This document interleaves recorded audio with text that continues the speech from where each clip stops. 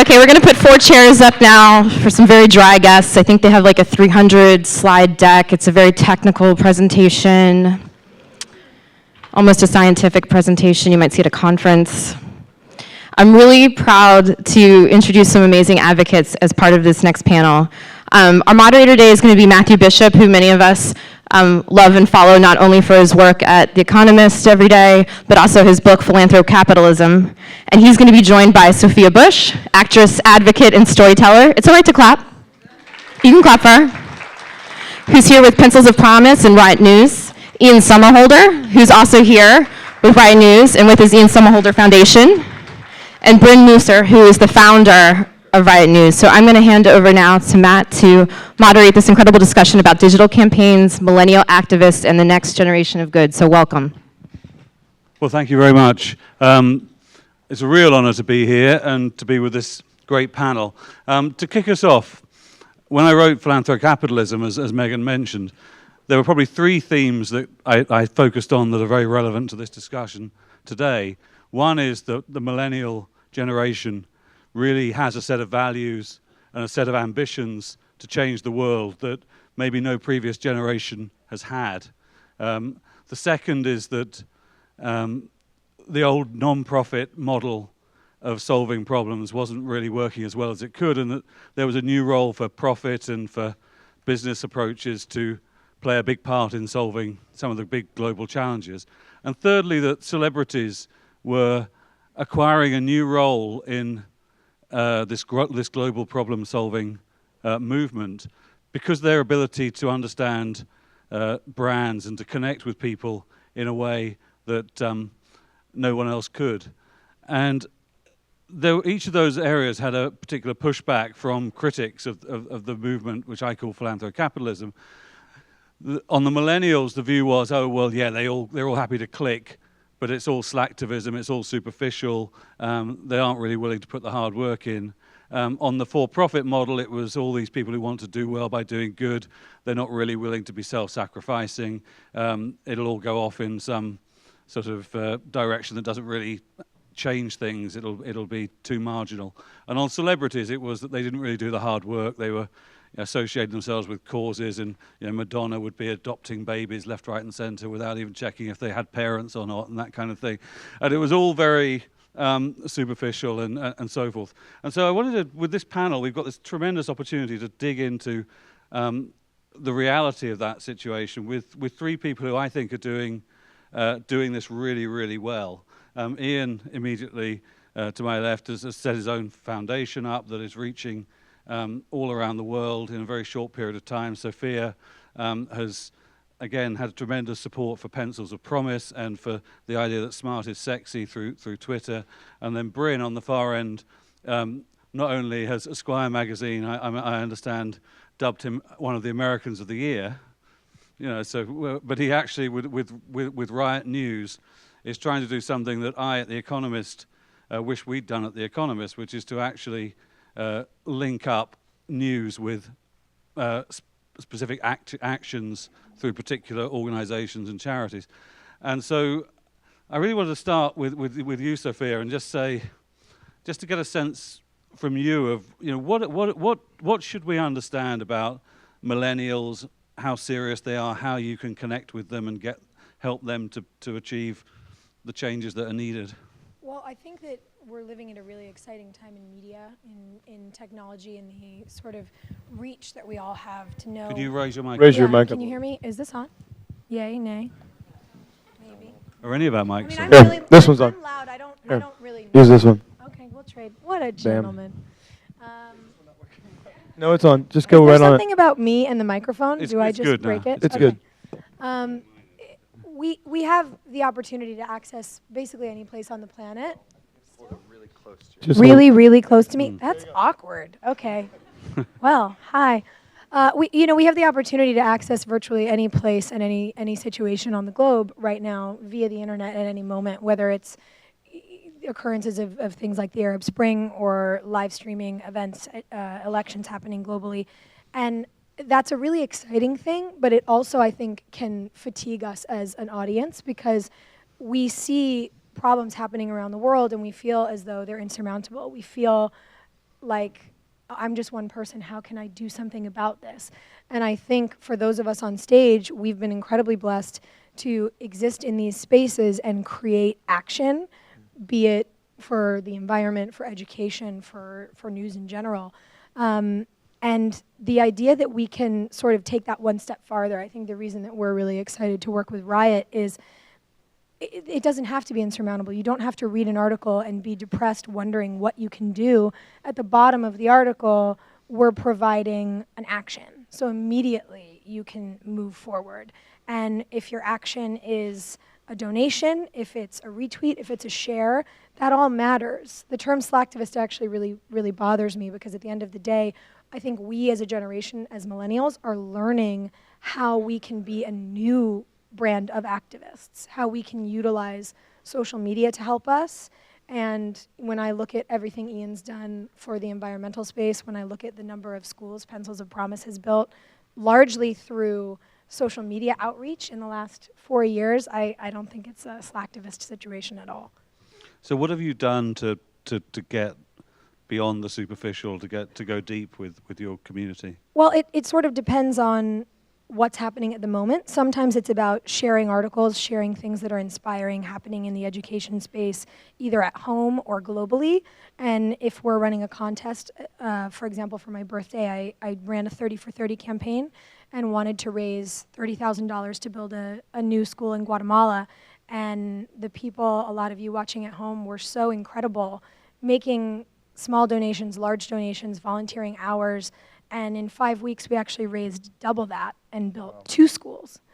And so it comes down to sort of realizing all the avenues, I think, that you have to travel, be they fundraising or information sharing, or even at home in towns like Austin, where I have a pretty wonderful reach of students at UT who now because I like to hashtag smart is sexy because I think it's true. And a lot of the students in this town and towns all around the country and the world now send me photographs during midterms and finals of their tests when they get A's. That's the kind of thing I like to retweet. That's really exciting to me. And so we're actually shifting the conversation from what might be happening on a TV show I'm working on to what people are studying, what their majors are going to be, how they want to affect the world through their education. Now, Ian, I was talking to you beforehand, and you were giving me a sense, firstly, of how big your organisation has got in such a short period of time. And I'm just wondering, you know, what did you do to drive that change? Was that something that was just sort of organic, or did you actually manage it quite well? And how do you turn scale into real deep? Into real progress, you mean? Real deep action. That's a great question. Everyone can hear, right? Cool.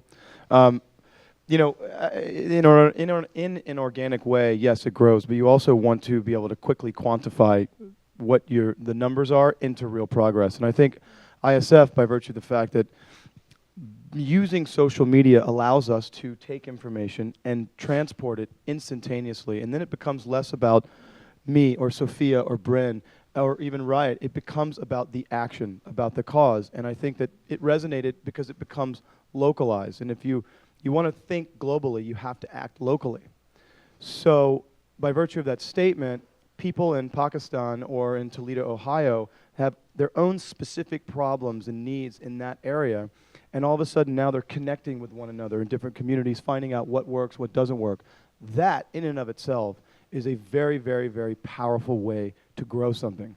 And you know, literally in 2.5 years, it's well over 100 countries that this is actually actively working in. So, and again, going back to your question about how do you quantify real progress, those progresses are made in schools. People are building animal sanctuaries. They're implementing recycling programs in places like rural Iraq. It's really working. It's quantified in town halls like this, and in governmental bodies, both state, local, and federal. So, Bryn, just tell us a bit about the philosophy behind RYOT and what you're trying to do there. Sure. Thanks so much, everybody, for coming here, too. Yeah, It's really thank great you guys for us for to be being here. able to talk about this. My background is from the nonprofit field, so working in Africa for 6 years and then in Haiti for the last 3 with the co-founder, David Darg, who couldn't be here. Is this not working anymore? Just keep talking. Hopefully it'll click in. So for us, we saw that the nonprofit the world wasn't working, and that people needed to connect with what was happening in the world in a different way. So. Yeah, try and use the mic. Okay, there it is. It's somewhere there. So what we were trying to do is that we were seeing that when people were connecting with our nonprofits, they were watching the videos, but there was no reason to keep coming back. And so post-disaster, post-conflict, they were losing the context.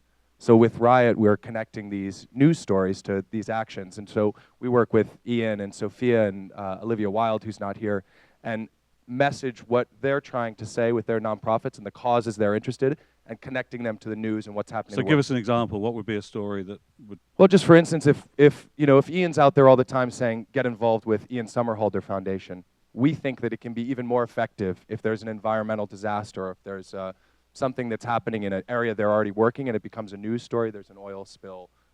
There's an animal habitat that's being, it's going to be lost. We can connect that exactly to what people can do through the Ian Somerhalder Foundation. Now, how tough can you be? How demanding can you be of millennials? I mean, do they respond well to a challenge? Do they, Yeah, they do. So give us some examples of what's happened. I'll say we both use crowdrise.com. It's a wonderful crowdsourcing platform, and you can run amazing contests and fundraise on it, for any birthday, special occasion, whatever. And when people ask me if millennials want to get involved, millennials with an average donation of $50 or less have helped me raise over $300,000 in 3 years for various causes. So I think they respond incredibly well to challenges. I ran an essay contest to come down to Guatemala and be at the opening of the first school that my birthday campaign built. And kids from all over the country wrote essays about why education is important, what their impossible is that they overcame. And I actually flew a lovely girl named Julia and her best friend Alyssa down to Guatemala with me. We spent 4 days together talking about how to instigate change, and Julia's going to law school, and we're on email now. We're on this great thread all the time, and she's going to change the world. She's a 22-year-old that I believe in, and I think they are everywhere. And I think the thing that we're afforded in this space, of social media is putting those calls to action out. Because I think young people are more inspiring than just about anyone. Yeah, they really are. You give them a call and they answer it. And also, maybe if I could talk about the slacktivist thing too, because we talk about it often, and we tried to reappropriate it as like cracktivist, because we wanted people to get addicted to doing something good or in the world. We bought that website, by the way, so don't take it. But one of the things that's really interesting is that we try to say at RYOT, anybody can do something about a story. It's not just giving donations. And this generation wants something more from their news, and they want something more from their nonprofits. So we really try to encourage that people do just share stories, or tweet something. And while that may sort of seem as slacktivist for some people, it really is actually educating a lot of people. So for us, a share, a tweet, where they're all of a sudden talking about a woman's issue somewhere or a gender issue that they wouldn't have talked about, that's real for us. Well, also, too, to add to that, actually, another great thing is, too, is that you're not just saying, you're right, a share or a tweet. We're actually actively saying, because people can say, we want to collaborate, we want to collaborate. I'm actively inviting you guys and anyone watching, come to us, tweet at us, give us ideas, collaborate with us. I mean, anyone. Look to the person to your left, the right, behind you. These are the people that we want to be talking to, that you want to be talking to. That's how this works. So, actively, openly saying, tweet at us, call us, email us. That's how this gets done. We can take your ideas and literally implement them and put them into motion. Because when it begins, I think a lot of people lose sight of sort of the longevity of it. They think, if you retweet something or post it to your Facebook page, it's easy, it's instantaneous, and then it's over. But it's so much larger than that, because like Bryn is saying, it's changing the conversation. And when you're changing the global conversation that we're all having, and you're discussing an environmental crisis or a women's issue or education in the developing world, rather than what happened on last night's episode of The Bachelor, you're making society more interesting. You're making your community more educated.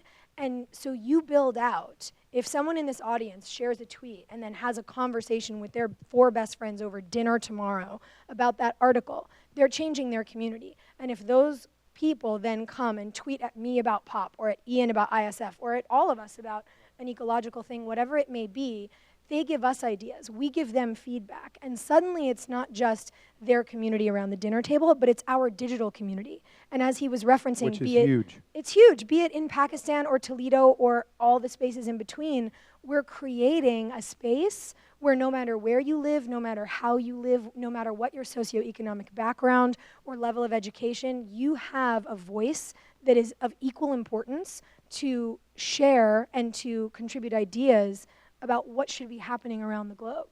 That is valuable and powerful.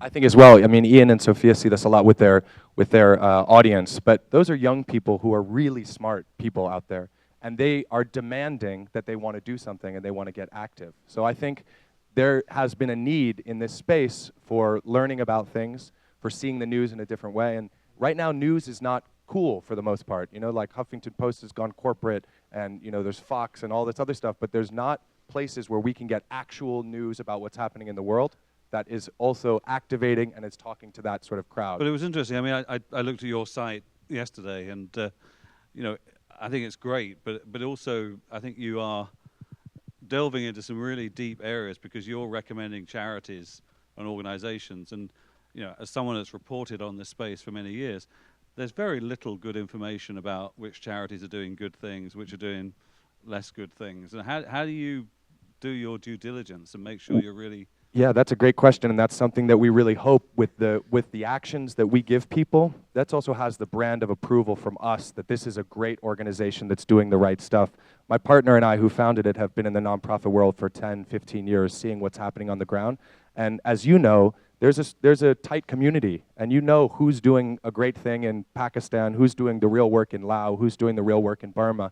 And so it's a lot of research, but it's also finding those organizations that are also willing to work with millennials and engage with them. And so those are organizations that we're highlighting, and it's changed a lot. That space has changed a lot. It's not just give to the Red Cross anymore. And we're very particular on our site with who we link to and who we focus on, because you know, seeing what's happened on the ground in Haiti or you know, in Africa, and now you know, we've got a really good sense of who's doing the right thing. Ian, you wanted to come in on this point. Well, I was just saying, you know, excuse me. I think the one thing that we, and exactly that piece, I've had the question. Well, they're kids. What do they know about any organization? Well, again, by virtue of the fact that information travels so freely, they have the ability to research and really find what resonates with them. The most undervalued, underappreciated, and underused group of people in the world is the youth component. Make no mistake about it. There are a lot of them. So I think if we can activate them, educate them, and empower them, we have a generational paradigm shift, a global shift, for whatever it means, or for, you know, for whatever it's going to be, whatever issues they may arise.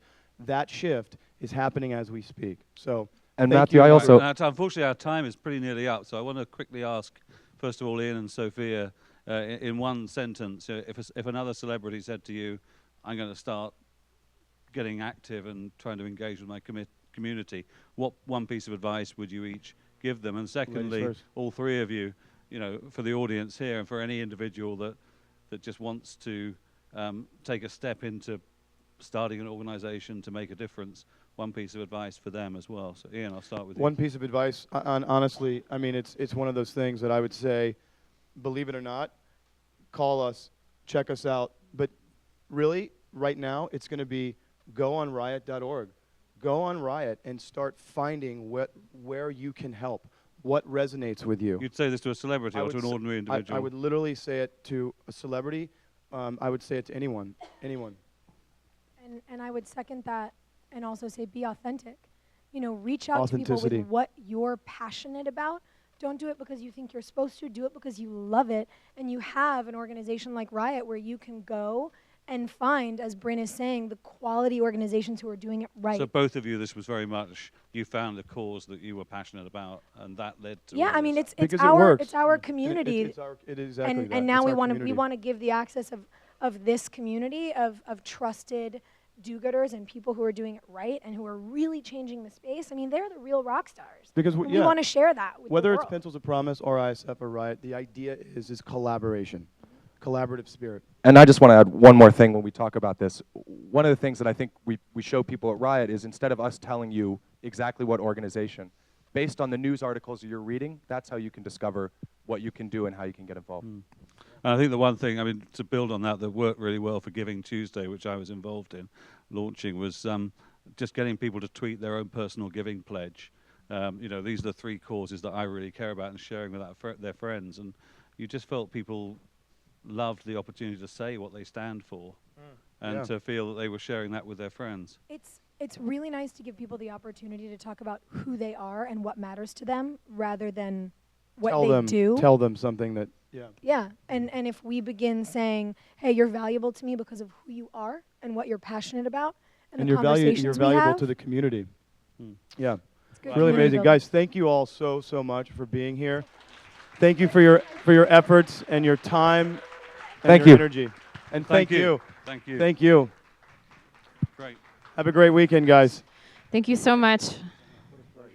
Awesome. Thank you, Ian.